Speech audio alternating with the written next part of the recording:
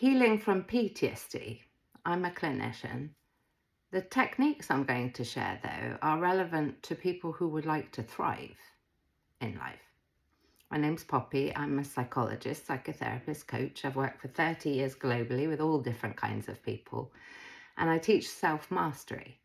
How you, specific to you, master how you think, how you feel, and what you do with your behavior so that you can be happy and fulfilled long term. Not just tips and hacks, not just improvements, a life of thriving in all 6 wealth areas. However, let's discuss PTSD.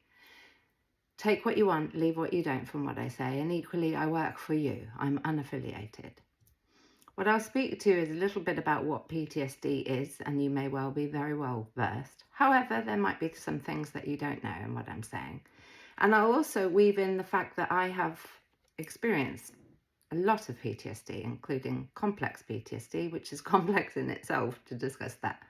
However, the techniques you can use immediately, and they will change your life, and they are billionaire success principles or daily practices that people use for the ultimate success, proven practices. Take what you want, leave what you don't.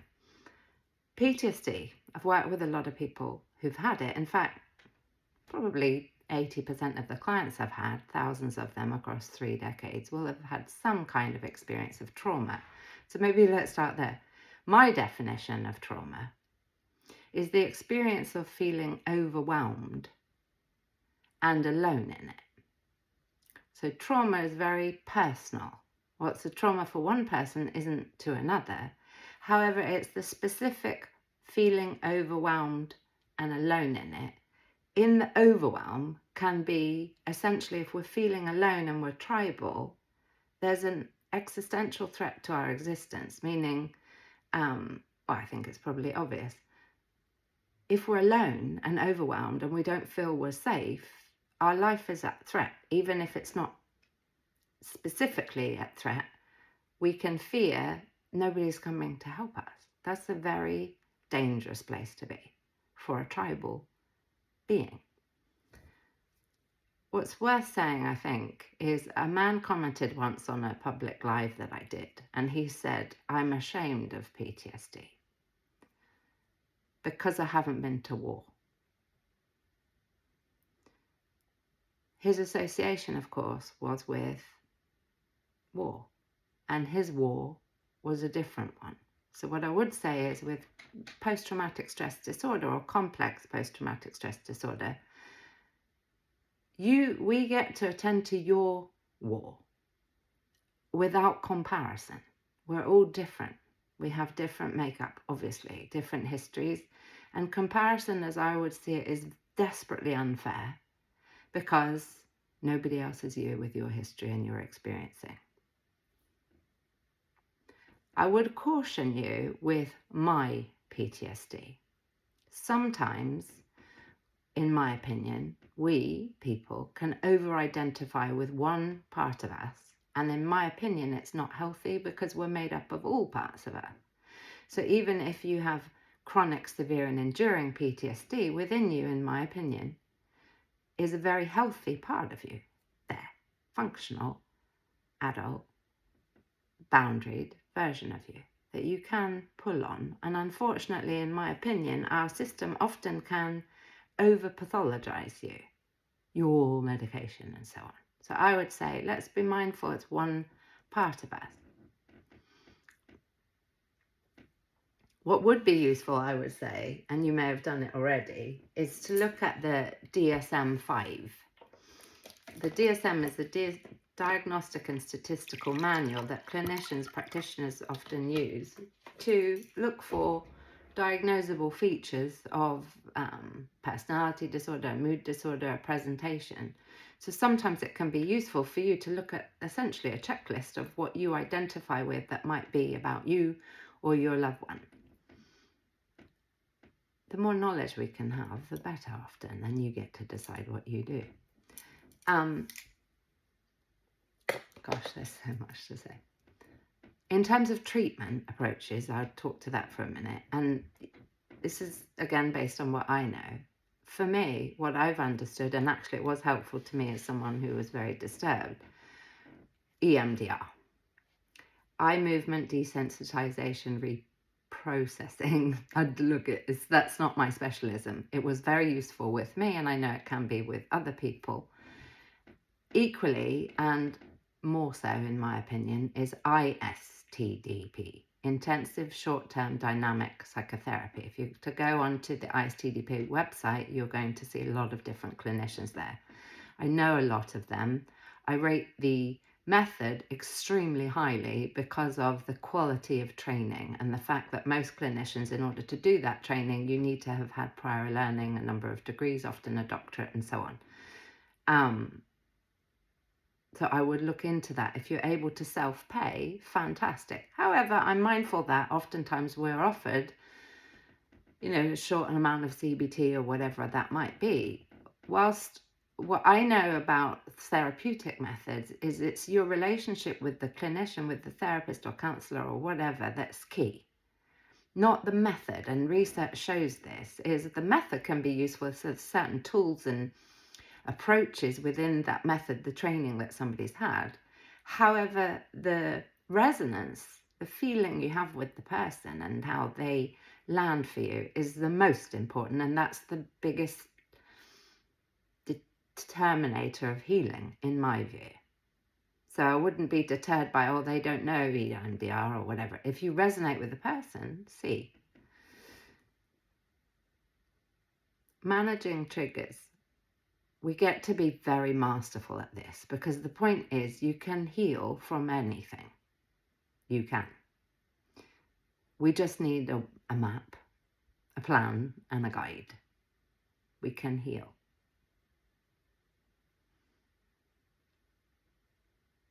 Managing triggers. So generally, the triggers, the things that activate us, get to be our guides, rather than a client came to me once in severe PTSD, and she said, I asked her what her goal was for the work, and she said to not be triggered. We get to solve bigger problems. We will be triggered, not because we have PTSD, because we're human and we want to protect ourselves from any kind of danger. So we get to be very specific about the fact that something will activate us as humans, whoever we are, with whatever we are. And we get to be curious, what is it about that something that has disturbed me in some kind of way? So with PTSD, often it's all kinds of things, as I'm sure you know, memories, smells, it's so many different things that can spark a feeling of some sort. It's about learning a practice to feel safe, and therefore the managing of triggers is much quicker and easier. And it's like with anything, is practice. Consistency. If we're consistent, we'll get it. If we're persistent, we'll keep it. The skills, I mean. Whenever we're triggered, we get to notice what has happened that we've felt that. And specifically humans, when we're triggered by something someone else is doing or something someone else is saying, specific to that for a second, what happens there is our trigger points the finger at a wound, something we believe, something we have a sense we're not safe. That's where we get to heal. So it's actually really important that we use triggers as a sort of post-mortem process to unpack it and say, at what point did what happen? However, there can be things like smells and noises and so on, so that can be a little bit more complex to unpack. However, I'd say get as curious with that.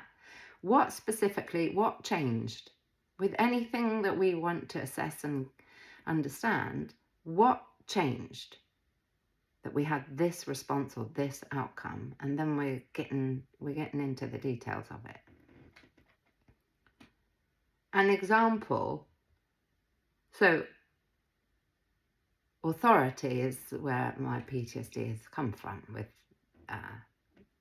they were people in authority. So what happened, and sometimes loosely I'm mindful, I'm watching myself. The key is us to self-regulate, to be able to self-soothe in a way that we can remain grounded, be focused, be intentional about what we're doing, be mindful, and create skills so that we feel safe. And not to fear our fear, if that makes sense. To normalize our fear, not extreme fear, to normalize our concern. We've been hurt and we'd like to protect ourselves, obviously.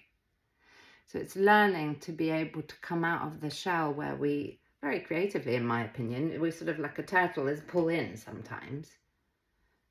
Of course we do. It's potentially very frightening.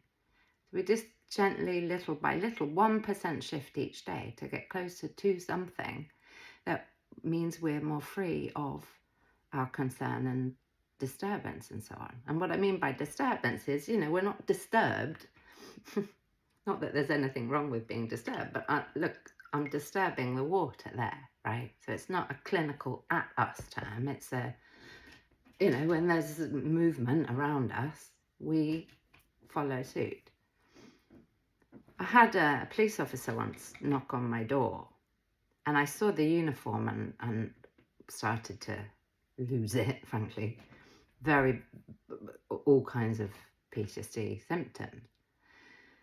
And I did my best to sort of, I'm sure so much goes on in here, nobody else can see it, right? So I'm going through all of my I don't feel safe stuff in my head. And I held it and I did my best. And they surprised me. It's really important that we look for what we want to find, not what we don't want to find, if that makes sense. Me looking for what are they going to do to me wrong would not have been helpful. What I got to focus on is, what is the thing I'd like to happen here is to heal relationships between me and authority. For example, what actually happened was, God love them, 2 police officers. And what got me particularly was, as I opened the door, the lady's foot was across the threshold into my apartment. That was the trigger for me, is that someone's in my house without my invitation. I don't mind who it is, you get to have an invitation. That was the bit that threw me, really. However, what they were doing was, she said, "Oh, hello, love." And I'm like, "Hi." And she said, somebody just showed me that you left your keys in the door, my love. And that's what I'd done. So she could come into the apartment to see that I was okay.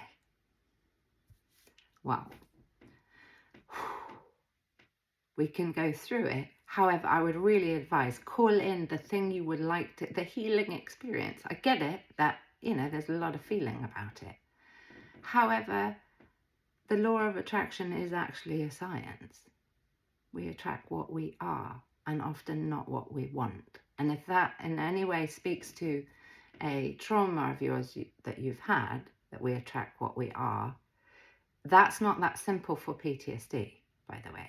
However, fundamentally, what we put out often comes back to us. So we can put a pin in that to revisit at another stage if you'd like.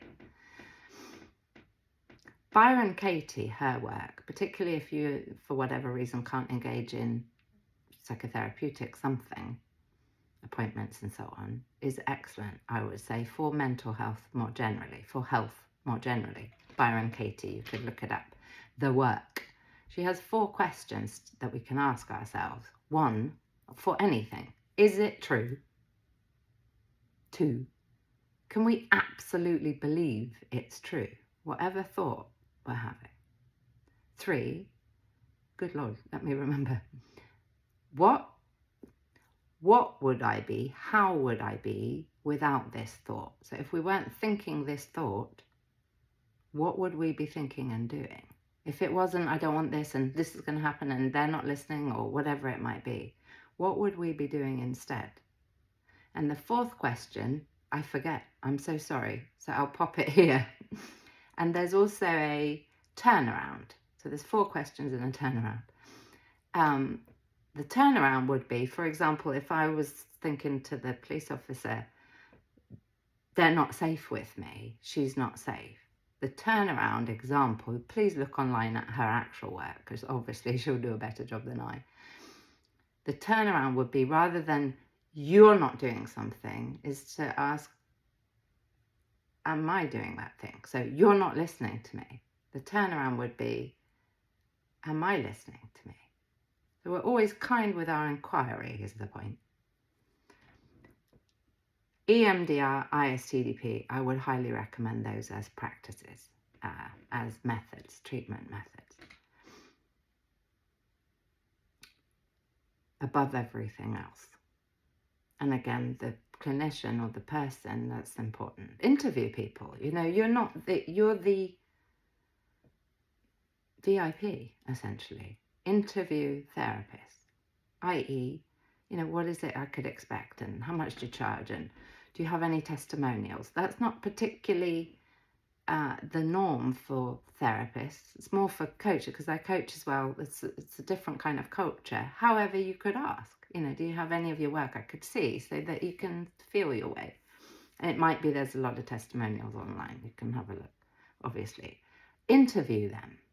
And if you have struggle, and particularly if you've had, you know, work with people professionally before that hasn't gone well, see if you can take someone to advocate for you, you know, a friend or somebody you trust, to be able to ask the questions that perhaps you feel a bit awkward asking. Here's the big kahunas, daily practices. You've got to do it. So much of PTSD or any anxiety related to anything, there's too much variety, essentially. There's too much unknown for us. And variety is a human need. So is certainty. There's 6 human needs. I could talk about that in another time if you're interested. However, when there's too much unknown, we need more that's known to balance it.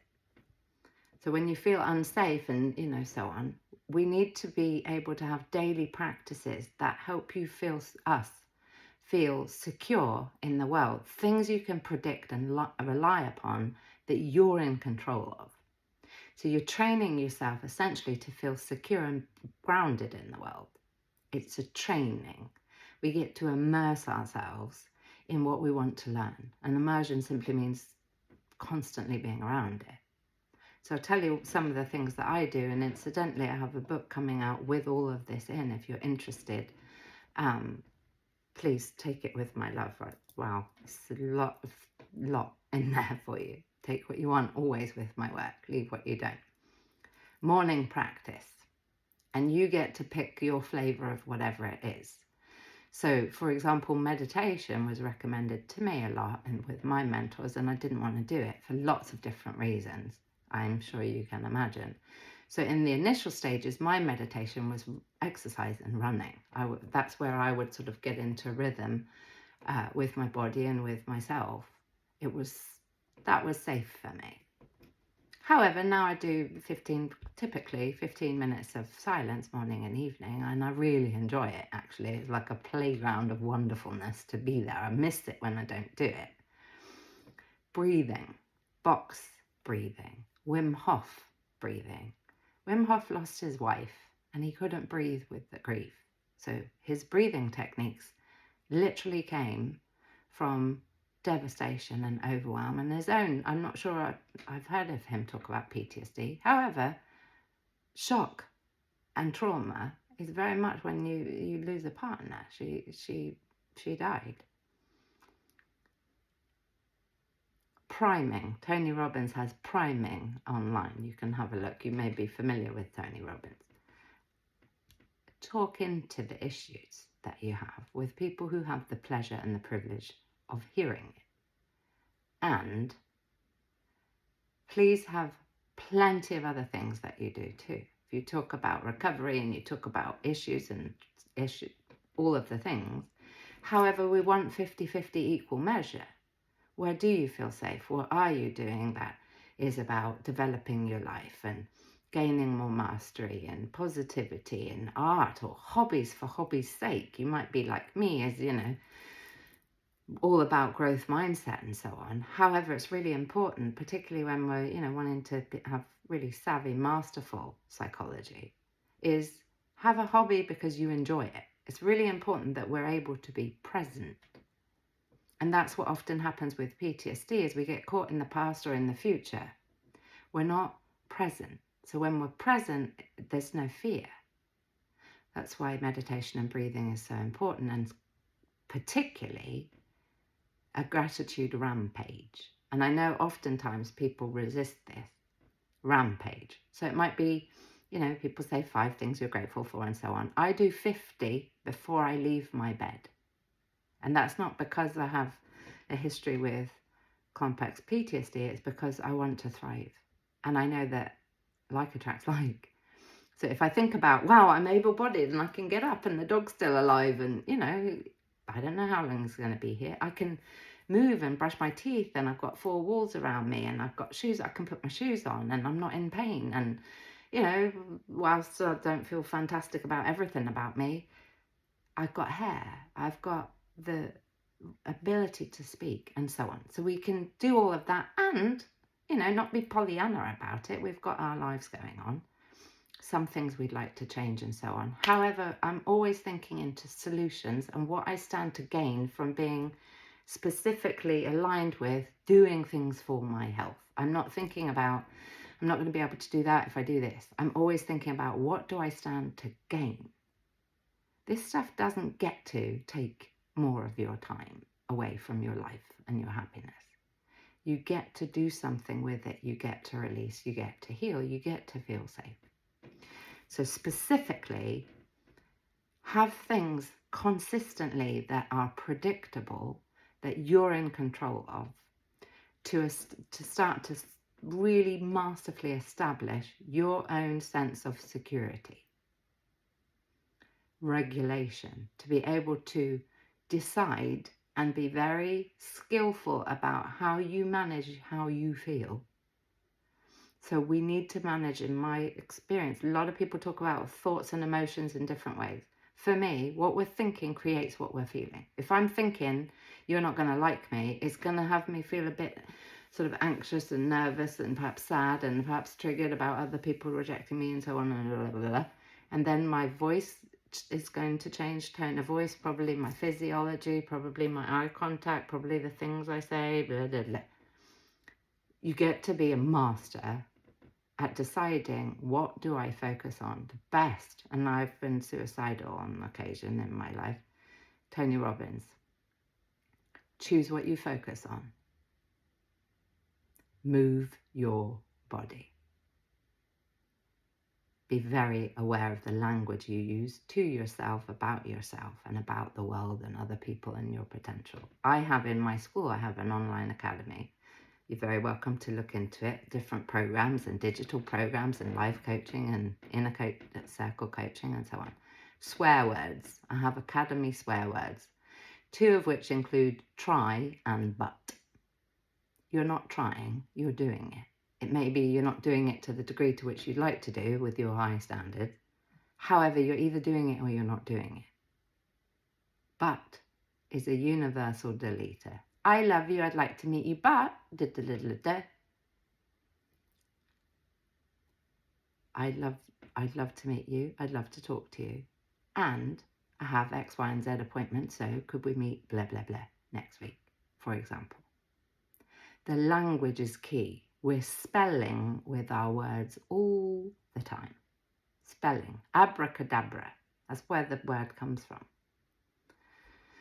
So I will leave that with you. Breathing, journaling, all the things. Gratitude rampage. Anything that brings you into the immediate now will help you with anxiety. As Tony Robbins says, you can't be anxious and grateful at the same time. It's not possible. Similarly with anger. You can't be angry and grateful. So if ever I'm like, right, gratitude rampage, yada, yada, yada. I used to set my alarm on my phone, 1111, angel number. 11:11, I'd go for 11Zs, I'd go in the bathroom or wherever it is, and I'd sit there and do a gratitude rampage. Breathe. Learn a breathing technique that works for you. And oftentimes, actually, that's before we leave, is find out where you're breathing from. If you're actually taking in air, perhaps watch yourself, film yourself on camera, or look in the mirror. Are your shoulders up here? Mine used to be up here all the time. And I learnt to kickbox, and my trainer used to say, breathe, because I I was just constantly holding my breath. So my physiology was following my thinking. I'm not safe would be in my head, so I'd constantly be, ready or not ready because I wasn't full of air. We get to breathe. Power pose is phenomenal. Watch Amy Kundi if you're into watching videos, which I'm guessing you are because it's 25 minutes in. Power pose, stand like Superman or Superwoman. There's so much research on this. Legs apart, chest out, power pose, 2 minutes. Changes your physiology, changes your sense of safety in yourself and in your body. Prime yourself daily. So with my new book on daily practices, there's a video masterclass as well, so you're very welcome to have that. However, it will be out in August, so if it's before August, I'm excited for you to have it. There's always a way. Everything changes, everything moves. It gets better. We just need a map, a plan, and a guide. So send in huge love. If this is useful, fantastic. Please share it. Please save it. Please follow for more. Ask me for things.